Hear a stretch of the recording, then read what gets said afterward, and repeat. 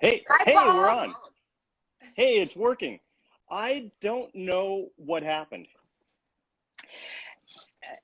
Technology, who knows? We're all learning in this Yeah, time.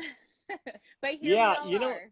I kept getting rejected, That's so weird. which is a common theme with me. I kept getting rejected when I tried to That's get back all on. artists. Yeah. Life of rejection, right? But this isn't one of those cases, Paul. This is a good day. Well, thanks, Nicole. I appreciate your enthusiasm here with everything. Absolutely. So this is cool. We're all here. We're all here. This makes Hi, me happy. everybody. Yeah, there's a lot of Hi, folks everybody. joining. We really appreciate you coming on in. I know Yeah, folks will absolutely. keep joining. Cool. And we're pretty much on time. Yeah, So it's this a is miracle. it's a miracle. And so Nicole, this is going to be difficult because I think I'm going to have to go with NC and NR. So Nicole Rollins at Brenau University and Nicole Hello. Cohen, who is in her new studio in New Jersey, correct? Yes, correct. And what city are you in? So I live in Teaneck. It's a town right outside of Manhattan. I like to call it the Marfa of New Jersey. The Marfa of New Jersey. Nice. Well, it's just like a little town. Not a lot going on, but behind the scenes, a lot going on. But it's the Garden State. It's beautiful and it's close to the city, so Wow. it's a great Nice. place. Yeah. Very cool. So just to fill everybody in on where we're at with everything is, so this Nicole Cohen is in a show at Brenau University, which is in Gainesville, Georgia, and the show's called LA Stories. So it's a show of LA artists or artists that have some kind of connection with Los Angeles, and the way that the whole show came together was there was I was invited there by a former vice president, and he, as he was showing me the collection, there was like a clear abundance of East Coast artists, but no West Coast representation. And so we decided to do a show of West Coast artists, or artists that at least had some kind of West Coast connections. So that's how LA Stories was born out of that idea. So there are 30 artists in LA Stories, and Nicole Rollins, NR, is the museum director there, and so she runs it. She does an amazing job, has a great program, and the galleries are absolutely beautiful there, it's an amazing environment, I think, to study in for students. So it's a really great place. So, and Nicole Cohen, NC, is part of the show, and the way that she comes in is we had I started coming up with this list of artists that I really wanted in LA Stories to be included. And I realized that I just couldn't include everybody in this show. So I started having to pare it down and thinking about how we're connected with each other. And there were some technical things with Nicole's work that I was interested in, but we're a bit problematic in terms of the whole show and the speed of everything. And one of them was video. Nicole does a lot of video work. And in fact, Nicole, I've been wanting to talk to you about this for a long time. So hopefully we can open this up today. This is your chance. About being, Here it is. The availability from where you started doing this, 20 plus years ago, working in video, to where we are now with technology and the screens, the video screens that are available, the monitors that we have now are amazing. They're absolutely amazing. The projections and the things that you can do with video are so much better than, when you first started off, and how that's going to change things. I think of my neighbor. I live really close to Bill Viola, and he was one of my instructors at USC. Yeah, visiting artist, but he came to my studio. It was amazing at USC. I did not know that. Yeah. Interesting. Connection. Interesting. I see him walking his dog. He's so great. Yeah. Such a generous artist. Such a pioneering artist, and I really want to hear about how his work inspired your work as well. So Well, yeah, it's really funny that you sort of talk about technology and then Bill Viola, because I went to his show. When I lived in LA, I lived a block from LACMA, and there was a big survey show of Bill Viola. And I was a student and, very excited. And I went up to him in the line. He was outside of his show, and I went up to him and I said, "Oh, I'm an artist too. I've started work with, technology. And is there any advice you could give to me?" And he said, "What kind of machines do you work with? What kind of technology do you use?" And nice. My background was in painting, so I wasn't really set to talk shop, with him about it. But you can see how long I've been working, because I have an archive of VHS, digibeta, CDs, DVDs. Like, it's crazy. My archive of technology. Wow. When I first started, I dreamt of flat screens. Yeah. And so I used to actually use a magnifying glass with an old TV, and I'd put them together to try to make it look flat inside of an image. So I would cut a piece of wood and put a little piece of video inside it. Wow. So it's really funny, because I sort of fantasized about, how technology could be, and tried to make it as possible as it could be. And so it's really, it dates you, but at the same time, it shows how hard you've worked, because you have so many DVDs and alternative approaches and video reels on a DVD, and before you could have like a website, for instance. It's crazy. But I'm a self-taught video artist. I mostly studied painting and did it on the sly in graduate school. So the piece that I have at Brenau is interesting, because it's an interior from how to set up your technology. It's a home, like a book on how to establish your technology. And I just thought that was like, so, personally hit home. Yeah.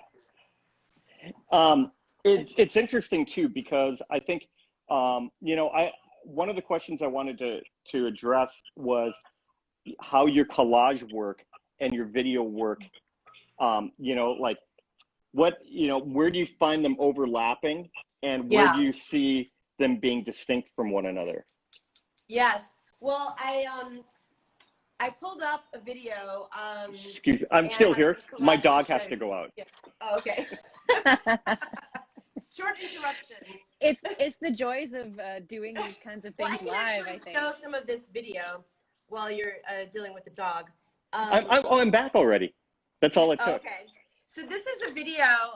Can you see here?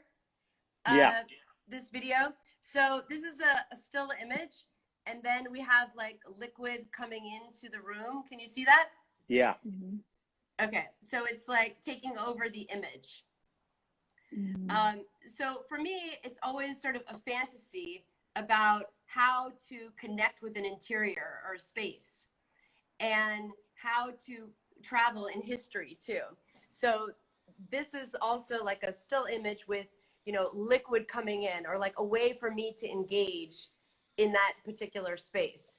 So the collages, which I have some here too. I think can you see? Okay, there. Mm-hmm. Yeah. So the collages are, cutting into historical spaces, and then rearranging them in a kind of a geometric way. And the idea is also for me to have a connection, like to somehow penetrate that space. But it's very connected to geometric abstraction, because I cut in with a blade and then I like rearrange it like a puzzle. And so it has like connections to like Chilada, and Joel Shapiro, and a lot of artists that are, you know, historical, deal with, you know, how to render something in, you know, geometrically. Yeah. So it's about like a phantom in a space. Are essentially. so because of that, are you actually creating the content as well, or is this found content that you're finding? So I use Like, are you filming? I find the materials, like it's vintage, you know, interiors that I find, for instance, like historical books or vintage magazines. That's mostly what I look for. But in some cases, I'll take photos of decorative arts, furniture, and different things, and I'll use those and try to create a way to like project myself into a space. So it's a way to look at identity, essentially, like how to lodge yourself in this context, you know, like in that space. So they're both really like ephemeral in a way, like how to, or using perspective, how to get in there. Yeah, because they do. I think your paintings definitely have. Pardon me. Your videos definitely have a very painterly quality to them. I took out an old one for you guys just to give you a special treat. Oh, great! This one hasn't been shown in a long time. So, let's take a look. Can you see? Yeah. Can you get it a little closer?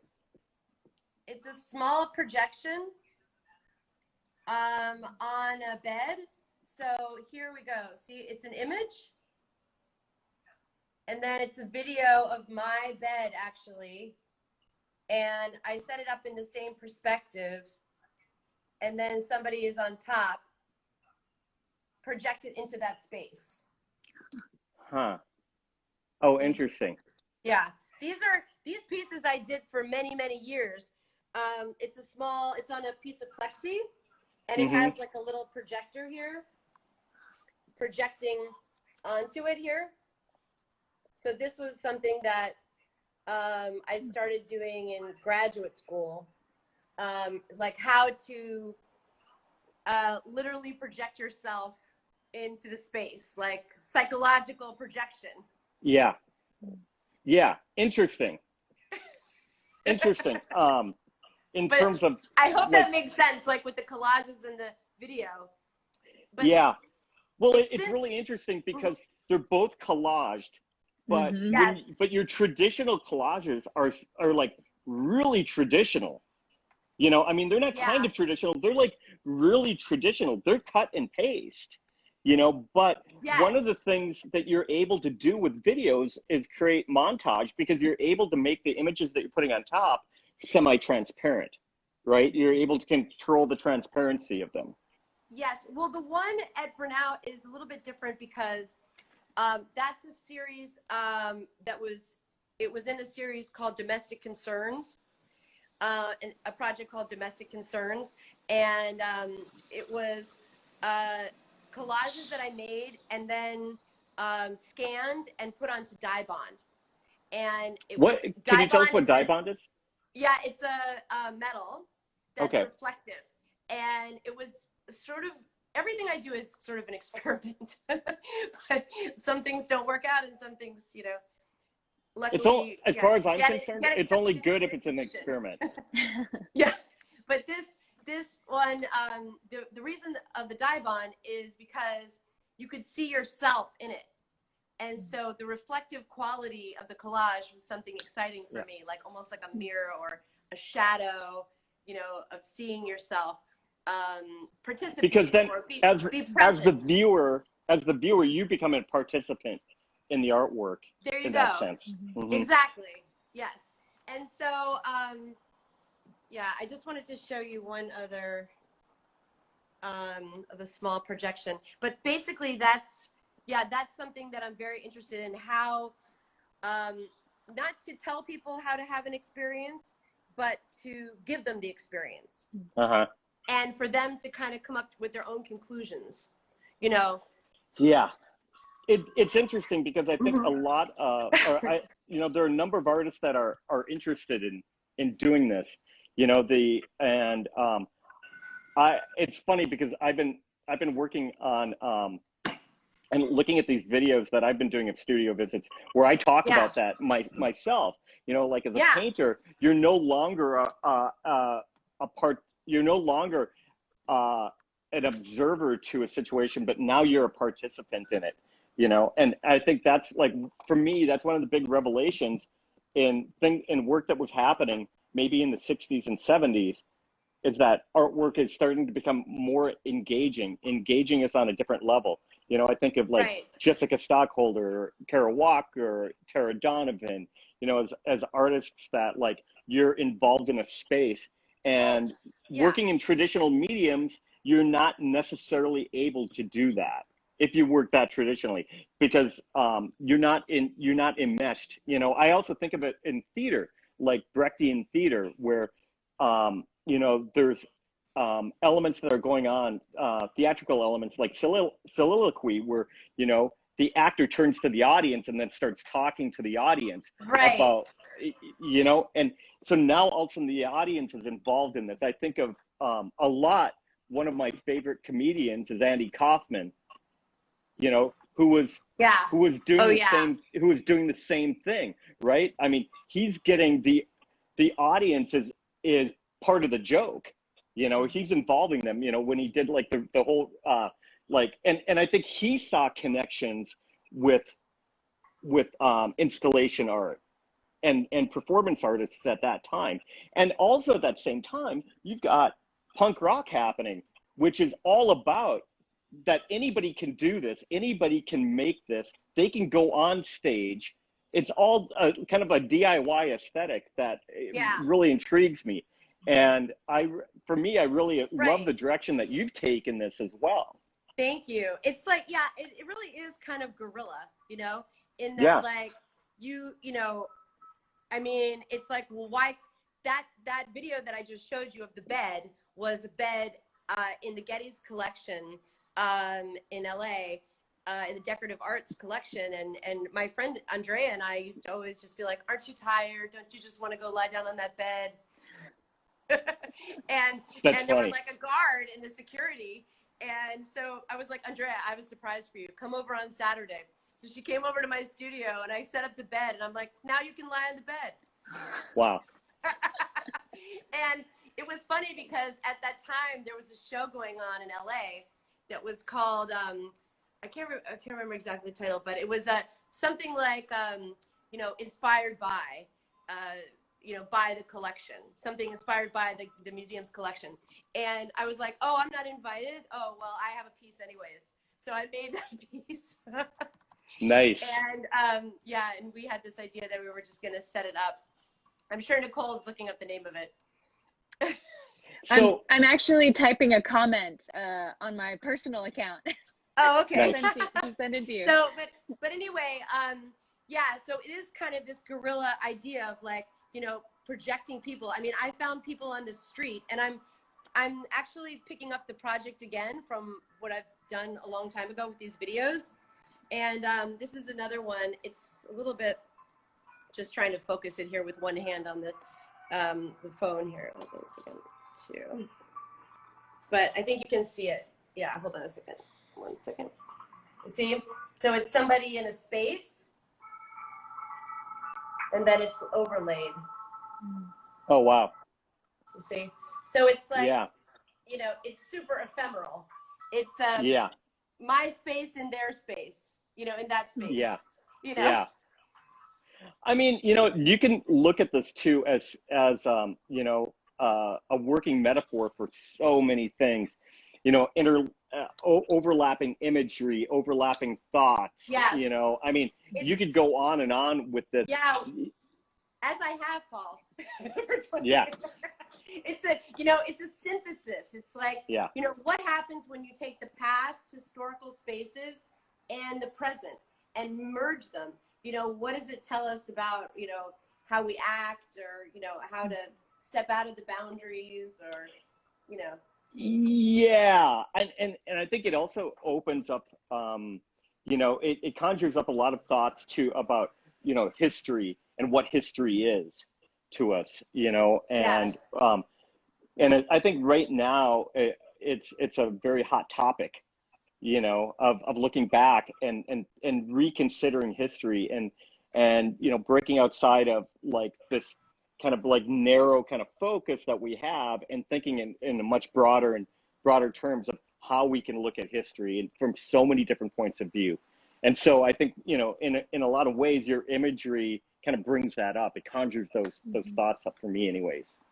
Yeah, and the piece that you selected for the show, I think also is funny because it's like looking back on the technology too, the history of the technology of like, you know, where do you put your VCR in your room? Or like, how do you hide your, you know, projector or whatever, you know, like now we have other issues, you know, like, you know, should we conceal this? Should we conceal our flat screen? Should we, you know, build technology into our architecture? I don't know. Yeah, absolutely. And, you know, I mean, it also, I think about holograms, you know, and how 25 years ago, holograms were like such a hot topic. And it almost seems like the whole idea of holograms or holography has kind of been put on the back burner now.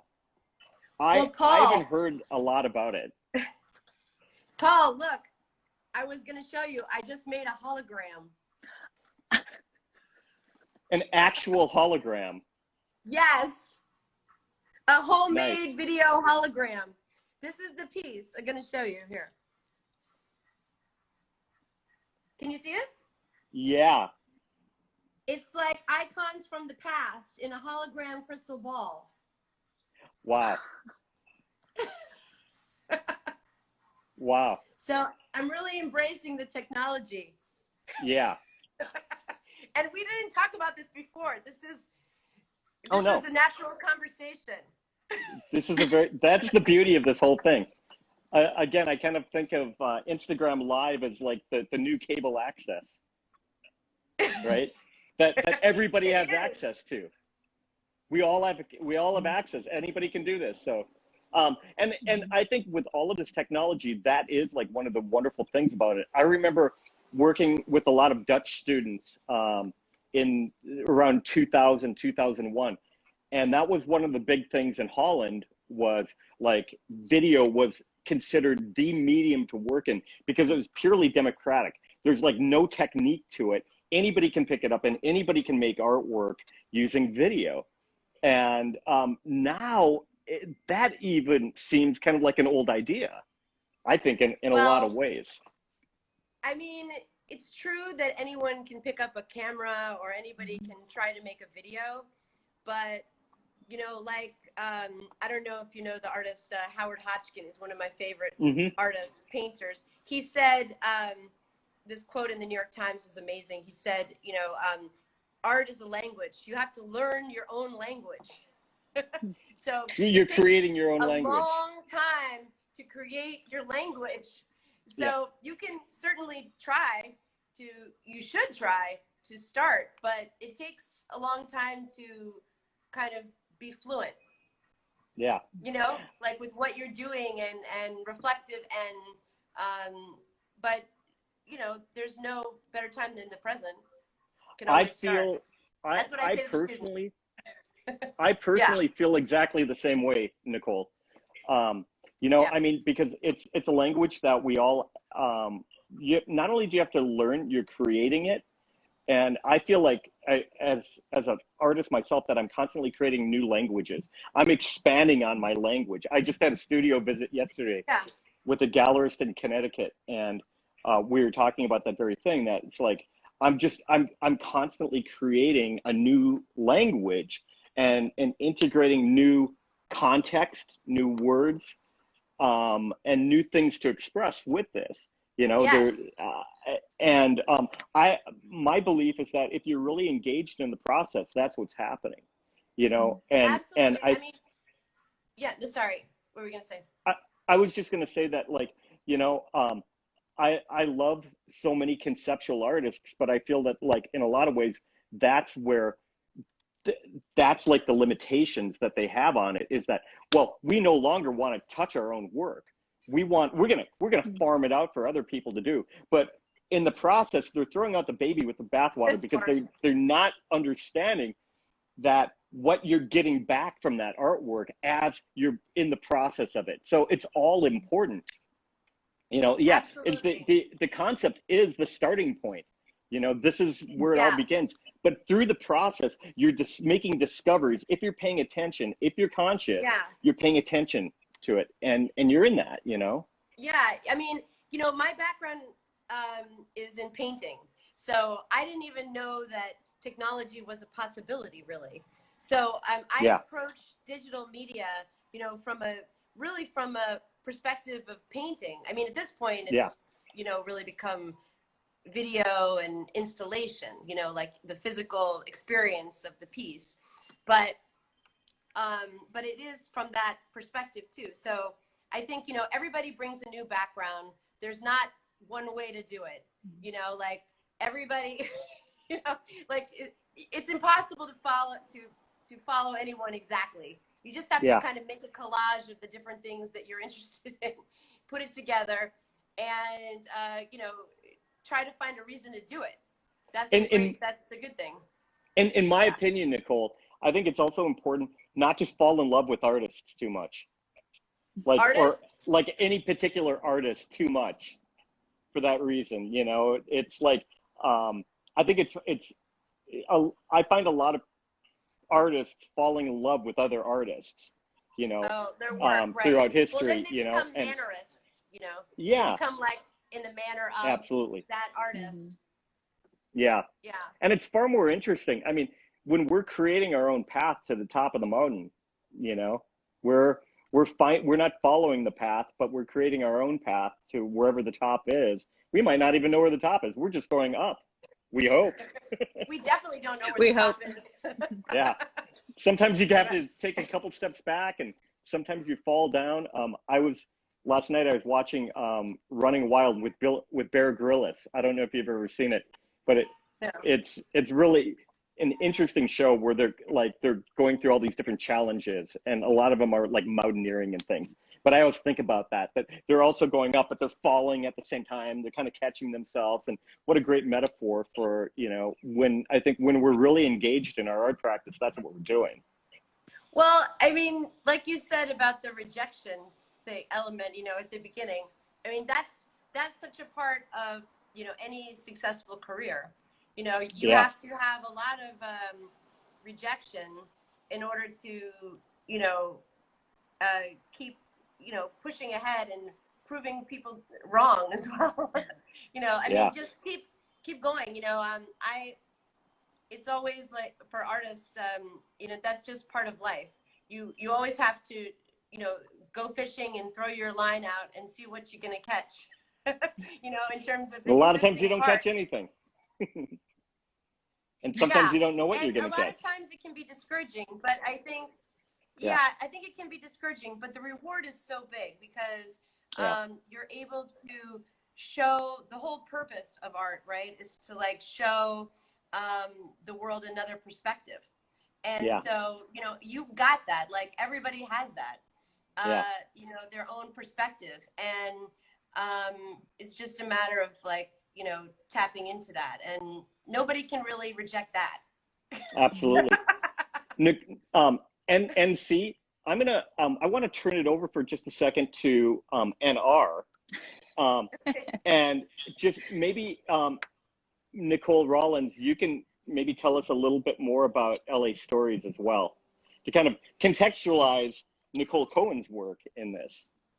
Yeah, well, and I've just been sitting here going, I hope that some of our students are on here, and if not, I'm excited to post the resulting video later for our students to watch, because man, you too, just the conversation you just had is it's the perfect motivation, it's the perfect inspiration, you know, so much great, you know, stuff has emerged from this. And literally, like you were saying, we haven't talked about any of this beforehand. This is just the conversation that's emerging between two artists, and I think that's really amazing. But we have just been so excited to have LA Stories, and to have it for longer than we originally anticipated, thanks to COVID. Yeah.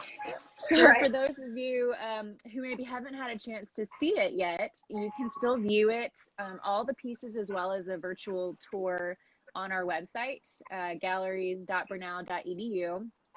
And it's really just been a pleasure to work with Paul and to work with all of the artists in the show, because you all are just experts at your craft, professional joys to work with. I've seen several people join and say, Paul, my man, Paul. So I think some of your students are on here, Paul. But what's really exciting to us about LA Stories at Brenau is like you were mentioning in the beginning, Paul, we have a long history at Brenau of being very connected to the East Coast New York art scene. We have a connection to Leo Castelli and the Leo Castelli Gallery. He was on our board of trustees in the late 1990s. And so Lichtenstein, Rauschenberg, Johns, those are names that we have on campus quite often. But this West Coast sort of energy has been so unique and so interesting and so amazing to bring onto campus, because the job that you have done curating the show is incredible, first of all. But there are all kinds of, it is so diverse in terms of the type of work. So we have collage, we have painting, we have prints, we have sculpture, diversity in terms of gender, nationality, location, geographically. So there's so much synergy coming together in this show in a really unique way. So one thing I want to shout out there is that starting a couple of weeks ago, we are now hosting a number of COVID vaccine clinics on campus. And they are taking place in and around Castelli. So we have gotten to have so many people coming through now and seeing LA Stories in person as they're getting their Fauci ouchie. So That's great. We are so proud. Yeah, we are so proud to have this show on display.